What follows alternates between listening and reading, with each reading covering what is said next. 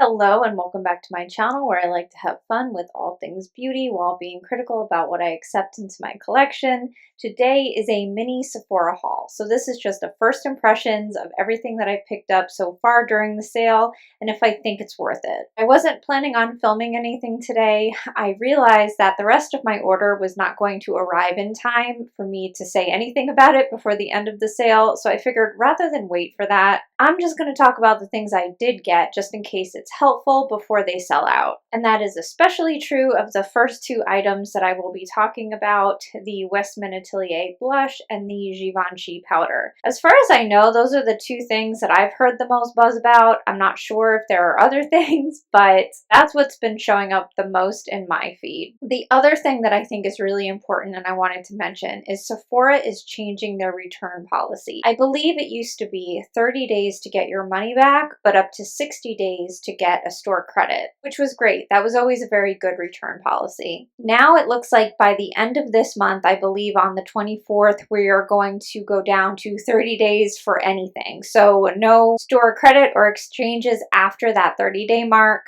but you do still have 30 days. So that's good. I'm very grateful, but I think it's going to be a minute before everybody knows because the old policy, as far as I know, has been the policy for a long time. So I want to emphasize that you no longer have the full 60 days. The final thing I wanted to talk about before I get into these products is the fact that I'm not buying much during this sale. I'm reviewing very few things compared to normally my hauls. I don't buy anything at Sephora at all outside of the spring and fall sales. So especially in the fall, my hauls are usually quite large. And last fall especially, I kind of went to town a little bit and I did end up returning some stuff. But a lot of those products are still relevant. So I'm going to put this video as part of a playlist so you can see those reviews. If you're interested in like the Dior Stick Foundation, the Hourglass Liquid Blush, like there's a lot of other products that I do think are still relevant, but I didn't pick them up this time around because I already bought them last year. I would love to sit here and say that me spending less during this sale was intentional. It really wasn't. When the sale was first announced, my wish list was lacking, to say the least. Every spring, we always get a ton of complexion products. Tons of foundations and concealers is usually the case. And also, I mean, bronzer and blush, I feel like we're definitely still getting blush, but like that's it. Like there's almost nothing else. So I genuinely just wasn't tempted. And then by the time the sale actually happened, I was so grateful that I didn't want a lot because my bills have been through the roof lately. The economy is a mess and I don't need makeup. Makeup is not something that I absolutely need right now. So it's the last thing that I need to be overspending on. I always say this, but I don't make a single penny on YouTube. I spend money. I don't make money on YouTube. So I'm not fortunate enough to make a profit testing products. As much as I love to test things, it's just a hobby. So I'm glad that a time that I needed to be smarter with money coincided with me wanting less stuff. That was a godsend. So anyway, what did I pick up? Usually how these sales go is my first order is all the things that I really want. It's always the things that I end up keeping.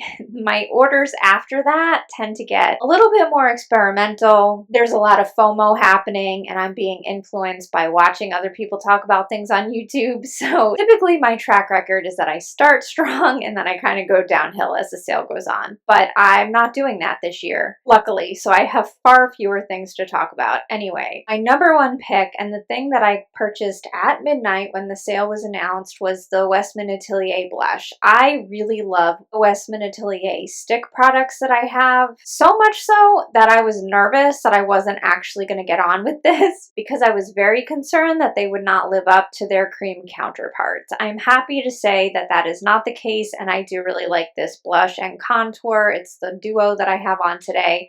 I will say when I've tried to wear this with just the contour and blush on its own with no bronzer, I don't like it as much. I do really feel like the bronzer sort of pulls everything together. So in that respect, maybe it's not the exact two products that I would pick to put together. But as far as duo goes, I think me sticking with Petal and Biscuit was probably the right decision.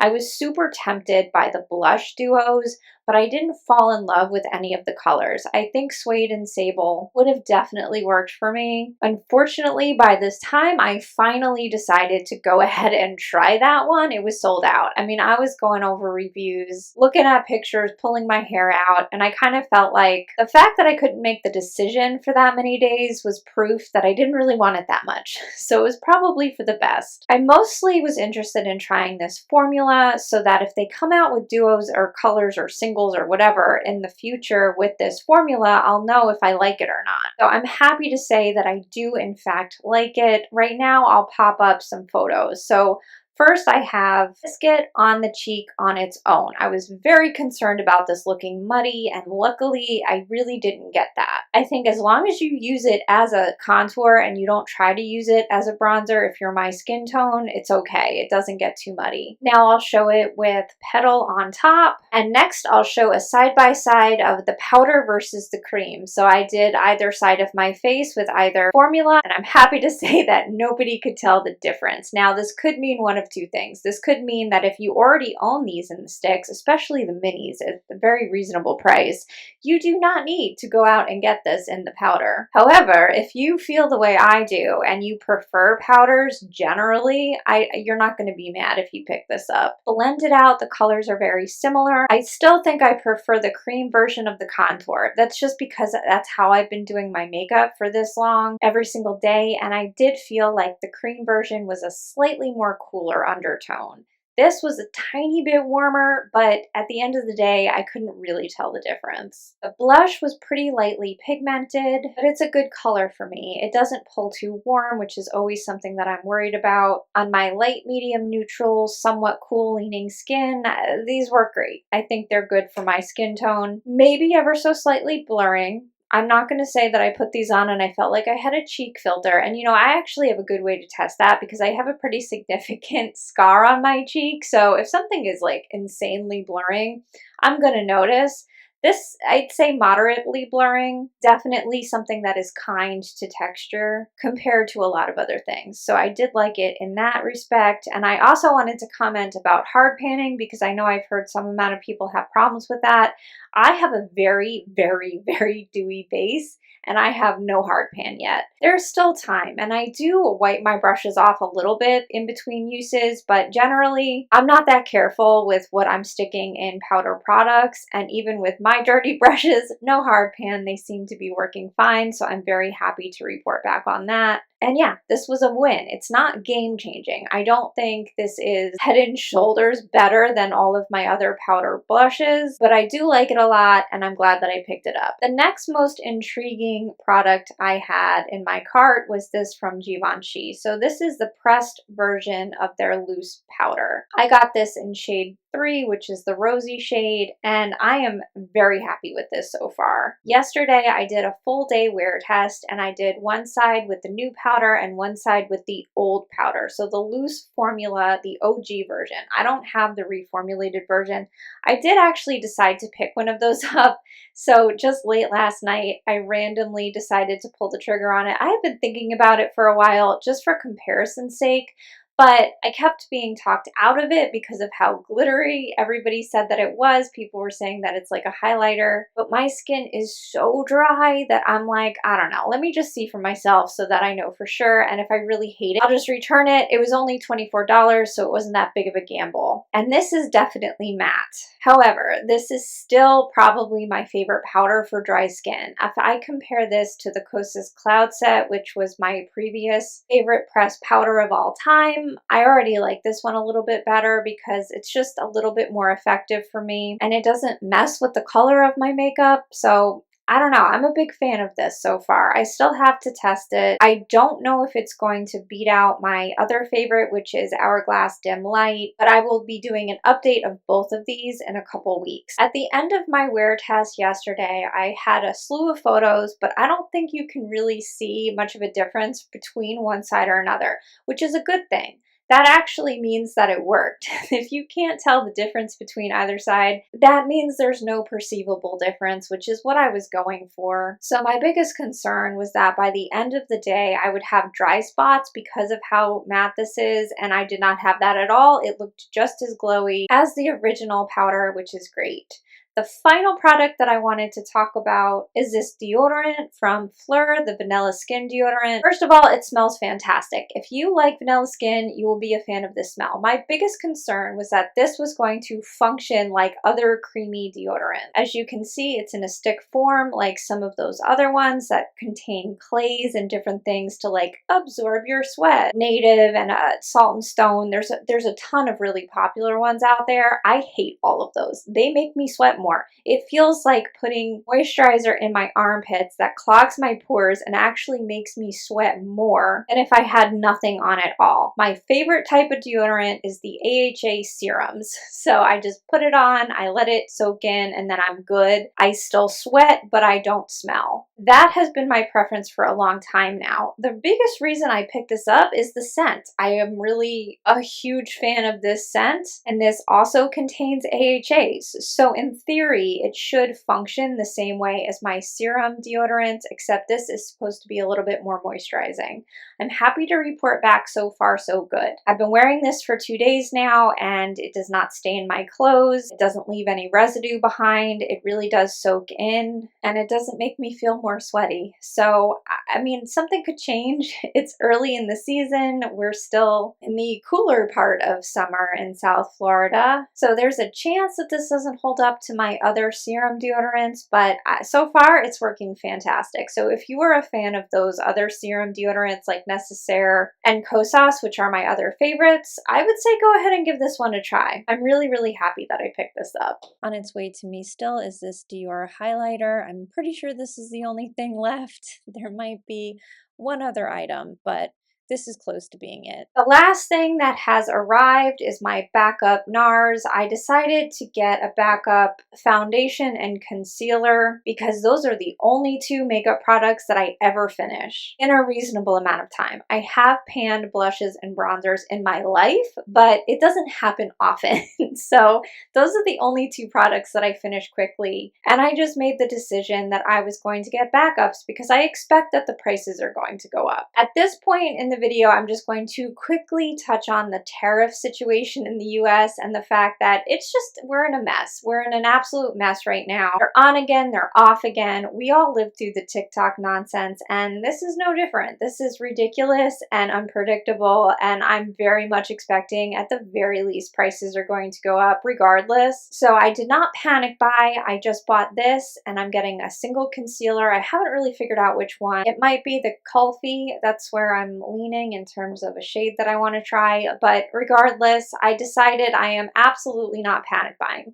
This sale was weird because it happened right on the precipice of all of this. So some people are like, absolutely not. I am cutting it off. I don't have money for makeup right now. I need to save and be smart. And other people are panic buying because they feel like they're never going to be able to buy makeup for the rest of their life. So I am doing my best to just stay grounded in all of this. You know, my husband and I sat down and we talked about everything that we needed to take care of, making sure stuff around the house is taken care of, the cars are okay, our electronics are up to date, because seriously, I feel like, especially like the iPhone situation, like that's going to get expensive soon. We had a big roof repair that we had to take care of, so we knocked that off the list. All of these other things definitely come first. We made sure we did all of that, and I don't need makeup. I do need skincare, but I genuinely feel like I can get effective skincare at a low price. The number one is sunscreen, which you could definitely get that affordably. And for me, it's my prescription tretinoin. I'm unwilling to let go of that. So I make sure that I keep my prescription, but that's it. I can get an amazing moisturizer for a very reasonable price. My favorite personally is Bioma Barrier Repair. That is just as nice as the most high-end moisturizers that I own. I'm actually going to try the moisturizer version of that because it's a little bit easier to get your hands on, just to see if I like that just as much. But I don't have to compromise there. I also really love their serum. I decided to get another one of their hydrating serums. Super affordable. With makeup, I rather have fewer, nicer things. I'm just not a big fan of drugstore. I feel like my mature, dry skin, it's just not the greatest. So I rather buy less makeup and just have the things that work for me and I know work for me and just keep it simple. So that is my plan going into this economic turbulence that we're all about to be dealing with. I'm definitely not panicking, just trying to be smart about things. And I know the sale can be a little tricky psychologically in navigating all of those feelings, so I'm trying not to comfort myself by purchasing extra stuff. Anyway, that is it for this video. I do plan on doing another one. I picked up the Dior Highlighter, and I'm pretty sure that's it. I don't think I have anything else that I'm going to be talking about. Oh, other than the powder, the loose version of this. The updated one, I am going to touch base on just how glittery I think that is for dry skin, and yeah, that should be it for today. Tomorrow, my Pat McGrath mothership from Sephora is supposed to be here. Now, I'm probably going to return that. I didn't really count it in my Sephora haul because it's not. It's not any part of new makeup testing. I am buying that purely for science. I'm taking one for the team. I want to know for sure if the formulas are different, and if they're different, I'll take a photo, I'll talk about it, and then I'll return it. I bought Bronze Seduction because I thought it had a good mix of different formulas to compare, and I will be stalking the mail tomorrow and dropping absolutely everything to film that video as soon as I can. Unfortunately, our mail comes late. We almost never get the mail before 5 p.m., so I won't be getting my hands on it quite as early as I want to, but I'm going to focus all of my efforts in getting that information up and out as soon as possible so it can be useful. We're definitely getting a lot of mixed messages from Pat McGrath Labs, which is not new. I mean, that has happened before, so I'm not shocked by that. We have Sephora employees and Pat McGrath reps confirming that this change is happening, and then we have Pat McGrath Labs on Instagram saying, they're not going anywhere. We're not getting rid of the bake shades. So it's like ridiculous. And it is so unfair to customers for them to be this vague. As far as I know, Sephora is the only place selling the new formula. I don't think the new formulas will be everywhere else in the older palettes until they run out. That could take a year. It could depend on the palette. But as far as I know, that they're not producing them anymore. If I hear anything else about that, I will definitely be reporting back. Absolutely, if you want more information on that, follow me on TikTok and Instagram because I am watching that story closely. I'll be watching her Louis Vuitton release very closely and reporting everything that I find out. These days, I much rather think about that than all of the other horrible things happening in the world. So it's a little bit of an outlet. It's not that serious, and hopefully it's a nice distraction for some amount of people. Anyway, I hope that you are having a beautiful day or night wherever you are. I hope you're taking care of yourself. I love you so much, and I'll see you in the next one. Bye-bye.